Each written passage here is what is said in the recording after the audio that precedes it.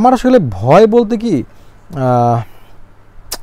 ফারুক ভাই মারা যাওয়ার পরে আমার মনে হয় যে মৃত্যুটা একটা অদ্ভুত একটা জিনিস, এটাকে ভয় বলতে পারেন বা আমার একটা অদ্ভুত বলে আমি মনে হয় যে ভয় পাওয়াটার চেয়ে মানে থাকে না কোনো কিছু আমি পেলাম না, কোনো কিছু হইলো না, এটাতে যে কষ্টটা লাগে ওই কষ্টটার ঊর্ধ্বে চলে গেছে আর কি আমার কাছে মনে হয়। বরং আমার কাছে মনে হয়েছে যে আপনি জীবনে যাই পান অথবা যাই না পান, আপনার এন্ড পয়েন্ট ফুল স্টেপ হচ্ছে আপনার ডেথ। সো বি কুল আর কি। সো মৃত্যুটাই আমার ভয়, আবার মৃত্যুটাই আমার কাছে মনে হয় সবচেয়ে বড় সাহস। আমি আসলে কোনো ক্লাসিক্যাল ফিল্ম দেখি বড় হই নাই, আমি একদমই মানে ম্যাস লেভেলের গরমের মধ্যে রিক্সাওয়ালাদের সাথে আমি দেখছি, এবং আমার মানে আমার একদম মানুষের যে সিনেমা যেটা বললাম আমি সেটা দেখে বড় হয়েছি। সো আমার কাছে মনে হয়েছে ওই জায়গাটা আমার চেনা, ওই অডিয়েন্সগুলো আমি চিনি, যে ওই অডিয়েন্সগুলো কোথায় কাঁদে, কোথায় দেয় ঘোড়ার ডিম বানাইছে বলে বের হয়ে যায়, এটা আমি জানি। যদি আমার কাছে সবসময় মনে হয় কেন টেলিভিশনের ডিরেক্টররা অনেক সময় কমার্শিয়াল সিনেমা এসে টিকতে পারে না বা সাকসেসফুল না, এটার একটা কারণ হইতে হয় যেটা ওনারা আইসাই নদীর স্রোতটা ঘুরে দিতে চায়। কিন্তু আমার কাছে মনে হয় আগে আপনার স্রোতের সাথে যাইতে হবে, আস্তে আস্তে আস্তে আস্তে আস্তে আস্তে বাঁকটা বদল করতে হবে। আপনি যদি একবার ঘুরেতে যান আপনাকে নদীর পানি ভেঙে নিয়ে যাবে।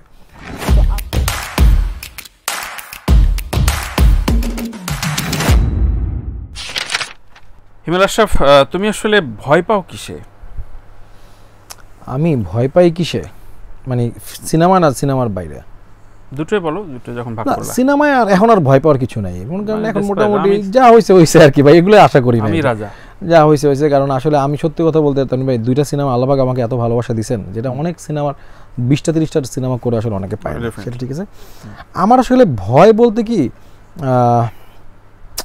ফারুক ভাই মারা যাওয়ার পরে আমার মনে হয় যে মৃত্যুটা একটা অদ্ভুত একটা জিনিস, এটাকে ভয় বলতে পারেন বা আমার একটা অদ্ভুত বলে আমি মনে হয় যে ভয় পাওয়াটার চেয়ে মানে থাকে না কোনো কিছু আমি পেলাম না, কোনো কিছু হইলো না, এটাতে যে কষ্টটা লাগে ওই কষ্টটার ঊর্ধ্বে চলে গেছে আর কি আমার কাছে মনে হয়। বরং আমার কাছে মনে হয়েছে যে আপনি জীবনে যাই পান অথবা যাই না পান, আপনার এন্ড পয়েন্ট ফুল স্টেপ হচ্ছে আপনার ডেথ। সো বি কুল আর কি। সো মৃত্যুটাই আমার ভয়, আবার মৃত্যুটাই আমার কাছে মনে হয় সবচেয়ে বড় সাহস, দ্যাট আই ফিল। চমৎকার। আমরা যখন আজ কথা বলছি, আজকেই গতকালকে হয়ে গেছে, একজন ডিরেক্টর মারা গেছেন, জি আদমের। খুবই অল্প বয়স ছিলেন, খুবই অল্প বয়স। আদম রিলিজের আগে আমার সাথে বেশ কবার কথা হয়েছে। তো তুমি মৃত্যুর কথা যেহেতু বললা, এক ধরনের সৃজনশীল, তোমরা তো সৃজনশীল মানুষের এক ধরনের চাওয়া পাওয়া প্রাপ্তির জায়গায় যখন খামতি হয় তখন তো একটা হতাশাও যোগ হয়, তাই না? মানে তোমার খুবই যোগ হয়, কারণ আপনার সৃষ্টিটা যদি সৃষ্টিশীল মানুষ কিন্তু দেখেন আসলে টাকার জন্য সৃষ্টি করে না, মানে টাকাটাও জীবনে দরকার, কিন্তু তার চেয়ে অনেক বেশি দরকার যে আমার এই সৃষ্টিটা মানুষ কিভাবে নিচ্ছে, সাফল্যটা সার্থকতাটা যেটা বলেন সেটা ঠিকঠাক না হলে তো একটা কষ্ট লাগেই। কারণ তখন আমার কাছে মনে হয় এটা কোনো ফিজিক্যাল অসুখ না, কিন্তু মেন্টালি আপনাকে অনেক ভেঙে দিবে, আপনাকে অনেক। তোমরা একদল তরুণ ফারুকী ভাইয়ের কাছ থেকে শিখে কাজ করছো, এবং সেই ক্ষেত্রে সাকসেস রেট কি হিমেল আশরাফের এখন বেশি না? না আমি ওইভাবে বলতে চাই না, প্রত্যেকেই।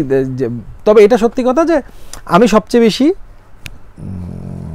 আনসাকসেসফুল ছিলাম, মানে ভাই ব্রাদারদের মধ্যে সবচেয়ে বেশি মানে অপরিচিত বলেন বা অগ্রহণযোগ্য আমি ছিলাম।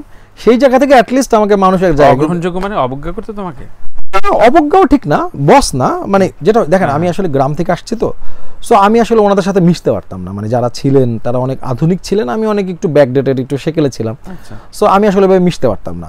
তো আমার আবার রাজ ভাই, আমাকে যেটা বললাম যে রাজ ভাই আমাকে খুব সাপোর্ট দিতেন। তো এখন যেটা হচ্ছে দেন ফরচুনেটলি আপনি যদি বিজ্ঞাপনের দিক তাকান, আদনান রাজীব ওখানে টপে আছে, আপনি যদি ওটিটিতে যান আপনি আশফাক নিকুঞ্জে পাবেন, আপনি যদি নাটকে বা ড্রামায় পান আপনি মোস্তাফা ভাই পাবেন, প্রত্যেকটা জায়গায় কিন্তু আসলে সরব ভাই, জীবন ভাই সবাই আছে। সো আমি টপ বা ওটা বলবো না, ডেফিনেটলি না, ওনারা আমার চেয়ে অনেক ভালো জানেন এবং আমি ওনাদের কাছ থেকে অনেক বেশি শিখছি, বাট আমি হ্যাপি যে অ্যাটলিস্ট আমার নাম এখন মানুষ জানে। কিন্তু হিমেল, এটা আমরা আলোচনা করছি, তুমি যে স্কুলিংয়ে আছো সেই স্কুলিংয়ের এই ছবির প্রতি বিশ্বাস রাখাটা তো মুশকিল যে ফারুকী অ্যান্ড দ্য ব্রাদার্স এই ধরনের ছবি করতে পারে। বা দেখেন সরারের কাছ থেকে যেটা আমি শিখছি সেটা হচ্ছে কীভাবে রাখতে হয়, কিন্তু আপনি কি খাবেন সেটা তো আসলে আমি মার কাছ থেকে শিখে আসছি, রাইট? সো রান্নাটা এক জিনিস, শেখাটা কিভাবে কতটুকু তাপ দিতে হয়, কতটুকু সেটা এক জিনিস, আর আপনার মুখের টেস্ট তো আরেক জিনিস। সো আমি আমার কোনো ধরনের কোনো বলতে দ্বিধা নেই যে আমি আসলে কোনো ইরানি ফিল্ম দেখে বড় হই নাই, আমি কোনো কোরিয়ান ফিল্ম দেখে বড় হই নাই, আমি আসলে কোনো ক্লাসিক্যাল ফিল্ম দেখে বড় হই নাই। আমি একদমই মানে ম্যাস লেভেলের গরমের মধ্যে রিক্সাওয়ালাদের সাথে আমি দেখছি, এবং আমার মানে আমার একদম মানুষের যে সিনেমা যেটা বললাম আমি সেটা দেখে বড় হয়েছি। সো আমার কাছে মনে হয়েছে ওই জায়গাটা আমার চেনা, ওই অডিয়েন্সগুলো আমি চিনি, যে ওই অডিয়েন্সগুলো কোথায় কাঁদে, কোথায় দেখ ঘোড়ার ডিম বানাইছে বলে বের হয়ে যায়, এটা আমি জানি। সো এই জন্য ওইটা আমার পরিচিত জায়গা, ওই পরিচিত মাঠ, আমি ওই জায়গায় খেলতে পছন্দ করি। রাইট। তোমার রিভিউটা পোস্ট করার পর বেশ কয়েকজন আমাকে বেশ বুলি করছিল যে আমি রাজকুমার হিরানি ডাঙ্কির সাথে তুলনা করেছি। আমি তুলনা করেছি এই অর্থে যে দুজনই সুপারস্টারকে নিয়ে কাজ করেছে যার যার দেশের, এবং একজন ফেল করেছে, তুমি সাকসেস পরপর দুটো সাকসেস দিয়েছো। তো সাধারণ অব্লিগেশন থাকে, যে অব্লিগেশনের কথা একটু আগে বললা, সেটা যদি স্পেসিফাই করা হয় যে অনেকেই তো শাকিব খানকে নিয়ে কাজ করেছে, সেই রেফারেন্স তোমাকে কি কখনো সহযোগিতা করে নাকি ভয় দেখায়? না, সহযোগিতা ভয় ওটা, আমি একটা জিনিস জানি যে শাকিব ভাইয়ের একটা বিশাল অডিয়েন্স আছে। আমার একটা বিশ্বাস সবসময় ছিল যে আগের যে সিনেমাগুলো হিট, আচ্ছা এই সিনেমা যদি হিট হয় তাহলে এর চেয়ে বেটার তো আমি পারবো, এই কনফিডেন্স আমার সবসময় ছিল। আচ্ছা, ওই রেফারেন্সগুলো ছিল যে আচ্ছা এই সিনেমা হিট, আচ্ছা এইটা মোটামুটি চলছে, তাহলে ভাই তুমি টেনশন করো না, I can do it better this. So ওই কনফিডেন্স আমার সবসময় ছিল, এবং সেটা আমাকে প্রিয়তমায় কিন্তু হেল্প করছে। আবার প্রিয়তমাটা কিন্তু আমি পুরাটাই বানাইছি অডিয়েন্সের সিনেমা, আমার সিনেমাটা কম ছিল। রাজকুমার আমি আবার বলবো ধরেন 70% আমার সিনেমা, 30% আমার না। আচ্ছা, সো ইটস মানে আপনি যদি, আমার কাছে সবসময় মনে হয় কেন টেলিভিশনের ডিরেক্টররা অনেক সময় কমার্শিয়াল সিনেমা এসে টিকতে পারে না বা সাকসেসফুল না, এটার একটা কারণ হতে হয় যেটা ওনারা আইসাই নদীর স্রোতটা ঘুরে দিতে চায়। কিন্তু আমার কাছে মনে হয় আগে আপনার স্রোতের সাথে যাইতে হবে, আস্তে আস্তে আস্তে আস্তে আস্তে আস্তে বাঁকটা বদল করতে হবে। আপনি যদি একবার ঘুরেতে যান আপনাকে নদীর পানি ভেঙে নিয়ে যাবে। সো আস্তে প্রথমে আমি প্রিয়তমা বানাইছি, প্রিয়তমার জন্য আমাকে অনেকে ট্রল করছে, যারা বিশেষকালি যারা নিকেতন পাড়ায় যারা আছে তারা অনেকেই ট্রল করছে। বাট প্রিয়তমা হয়েছে দেখেই আজকে আমার রাজকুমার। যদি আমি প্রিয়তমা ওই ক্লাস পিপলের জন্য বানাইতাম তাহলে কিন্তু রাজকুমার আর কোনোদিন হইতো না। সো আমার কাছে মনে হয়েছে যে আপনাকে স্রোতের সাথে যে আস্তে আস্তে আপনার জায়গাটা তৈরি করতে হবে। আর যারা একদমই অন্য ধারা, যে যেমন দেয়ালের দেশ, মিশুক মনে একদম অন্য ধরনের গল্প বলতে চাইছে, দ্যাট ডিফারেন্ট, সেটা তুমি বলো, কিন্তু আপনি না ঘাড়কা না ঘাটকা হইলে হবে না। আচ্ছা আচ্ছা, এটা আমার মনে হয়েছে। কিন্তু তুমি ধরো দেয়ালের দেশ বা ওই টাইপের ছবিতে তুমি তোমার বিশ্বাসে রাখো না, মানে তুমি কাজের বিশ্বাসে রাখো না? কাজের বিশ্বাসে আমি রাখি না, কারণ ওটার অডিয়েন্স খুব কম। যখন দিন শেষে আমার কাছে মানে প্রথম প্রায়োরিটি হচ্ছে হিট সিনেমা, ব্লকবাস্টারটা খুব, হ্যাঁ আমার প্রথম সিনেমা টার্গেট হচ্ছে হিট সিনেমা, তারপর হচ্ছে ভালো সিনেমা। খুব মানে আপনি এটাকে আপনি আমাকে নিয়ে ট্রল করতে পারেন, বাট আই বিলিভ ইট, আমি প্রথমে হিট সিনেমা বানাতে চাই, পরে আমি ভালো সিনেমা বানাতে চাই, কারণ আমি বিশ্বাস করি ভালো সিনেমার পর আমি সিনেমা নাও পাইতে পারি, কিন্তু হিট সিনেমার পর আমি সিনেমা পাবোই। আচ্ছা, চমৎকার। রাশ ফুটেজ বা থাকে না যে অনেক কিছু করো এবং তারপরে যে বিষয়টা সূত্র দিয়ে গাথার এবং এডিটিং প্যানেলের যে কাজটা করো, রাজকুমারে কি এ ধরনের কোনো এক্সপিরিয়েন্স আছে কিনা যেগুলো তোমাকে ফেলতে হয়েছে খুবই আরও একটু ইয়ে করার জন্য?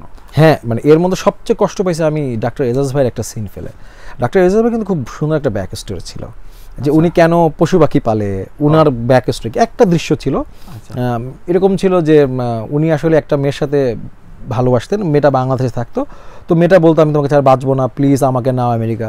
তো উনি টাকা টুকা দিয়ে আর কি মেয়েটাকে আমেরিকা নেওয়ার পর যেদিন আমেরিকা নামার কথা ওই দিন এয়ারপোর্টে এসে দাঁড়াইছিল একটা ফুল নিয়ে, দুপুর 2টার সময় দাঁড়াইছিল, মেয়েটা নামার কথা, প্লেন নামছে কিন্তু মেয়েটার বের হয় না। সে পুরো 2 দিন এখানে দাঁড়াচ্ছিল, 2 দিন পরে মেয়েটা ফোন করে যে হ্যাঁ শোনো আমি তো আসছি, কিন্তু আমার একটা বন্ধুর সাথে আমি চলে আসছি, ব্যস্ততার জন্য তোমার সাথে দেখা করতে পারি নাই, তুমি টেনশন করিও না। আচ্ছা, একটা দৃশ্যের মধ্যে ছোট এই দৃশ্যটা আমি রাখতে পারি নাই, কারণ দৃশ্যটা অনেক বড়, মানে দৃশ্যটা অনেক বড়, এবং কিন্তু আমার খুব প্রিয় একটা দৃশ্য ছিল এটা। বাট অবশ্যই এবং দুজনের কেমিস্ট্রিটা চমৎকার লেগেছে। আসলে তো পারফর্মার তারা, ডেফিনেটলি পারফর্মার। বলা হয় যে সুপারস্টাররা যেই মুভিতে থাকেন সেই মুভিটা আসলে সুপারস্টারকে কেন্দ্র করেই চলতে হয়, তুমিও সেটাই চলেছো, অন্য অনেকেই শ্যাডো ফ্যাক্টরে পড়ে যায়, ব্যাপারটা কি? না, ফিল্ম বেসিক্যালি এই ধরনের ফিল্ম হচ্ছে প্রোটাগনিস্ট একটাই থাকে, তো সো আপনাকে আসলে একটা ক্যারেক্টার ধরেই তো আসলে যেতে হয়, তার সাথে নানান ক্যারেক্টার আসে আবার চলে যায়, আসে আবার চলে যায়, সো ওইটাকেই প্রায়োরিটি দিচ্ছি। এটা বিষয়টা এরকম না যে শাকিব খানের কারণে এটা ব্যাপারটা, এখানে যে কেউ থাকতো ওই আপনাকে একটা মাধ্যম ধরে তো আসলে যাইতে হবে আমাদের। সো আমার কাছে মনে হয়েছে যে আমার স্ক্রিপ্টের কারণে এইভাবে যাইতে হয়েছে বেসিক্যালি। ডাবিং এর বিষয় আসি, ডাবিং এ আমি একটু জানতেও চাই যে বাইরের যে বাংলাদেশি 2-3 জন বোধহয় কাজ করেছে আহমেদ শরীফ ছাড়াও, তাদের ডাবগুলো মানে একদম প্রফেশনাল ডাবিং আর্টিস্ট দিয়ে একদম যারা মানে রিসার্চে তুমি যেতে চাওনি মানে না, একদম টোটাল একদম প্রফেশনাল ডাব আর্টিস্ট যারা ডাবিং করে, যারা ডাবিং করাইটাই যাদের প্রফেশন, তারাই আসলে ডাবিং করছে। আচ্ছা আচ্ছা আচ্ছা। নিজের ছবির ক্ষেত্রে যদি বলি যে বাইরের দেশে ক্যাম্পেইন, যেমন ছবিটা রিলিজের আগে দুবাই নিয়ে অনেক কথা উঠছিল। ইনফ্যাক্ট আমরা দরদ এবং রাজকুমার নিয়ে বারবার বুর্জ আল খলিফার সম্পর্কে শুনছিলাম যে একটা বিশাল জিনিস আছে দুবাইতে, আগেও জানতাম, কিন্তু তোমরা প্রচুর ক্যাম্পেইন করেছো, মানে ছবির চাইতে হোটেলটার ক্যাম্পেইন করেছো। না, আমরা ক্যাম্পেইন করি নাই, মানুষ ক্যাম্পেইন। আমাদের ক্যাম্পেইনের মধ্যে শুধুমাত্র আদনান ভাই একদিন বলছে, এবং ওই দিন যেহেতু আমরা মোটামুটি নিশ্চিত ছিলাম যে জিনিসটা হচ্ছেই, সো ওই জায়গায় একটা সংবাদ সম্মেলনের এই ব্যাপারটা চলে আসছে। কিন্তু এইটা নিয়ে আমি পার্সোনালি কখনোই কোনো কথা বলি নাই। প্রোডাকশন হাউস থেকে একবার বলছে, তোমাদের টিম বলেছে, এবং সেখানে এটা হওয়ার কথা ছিল। আর রমজান মাস ছিল বা নানান ধরনের, আসলে সত্যি কথা বলতে আমার যেটা মনে হয়েছে পার্সোনালি যে ইন্ডিয়ান ফিল্ম ইন্ডাস্ট্রি চায় নাই যে এখানে আসলে বাংলাদেশের সিনেমাটা আসুক। সো এখানে একটা ব্যারার ছিল। আর ওইখানে যারা ডিসিশন মেকার তারা সবাই আসলে ইন্ডিয়ান বেসিক্যালি। যেমন আপনি যদি বুর্জ খলিফার সিইও ইন্ডিয়ান এবং অনেকেই ইন্ডিয়ান। সো ওরা আসলে বাংলা সিনেমাটাকে আসলে স্পেস দিতে চায় নাই। বাট আমরা মানে উই ট্রাইড আওয়ার বেস্ট। এটা কি স্পেসিফাই স্টেটমেন্ট দিচ্ছ না, এটা মানে আনঅফিশিয়াল আমি আপনার সাথে আলোচনা করছি।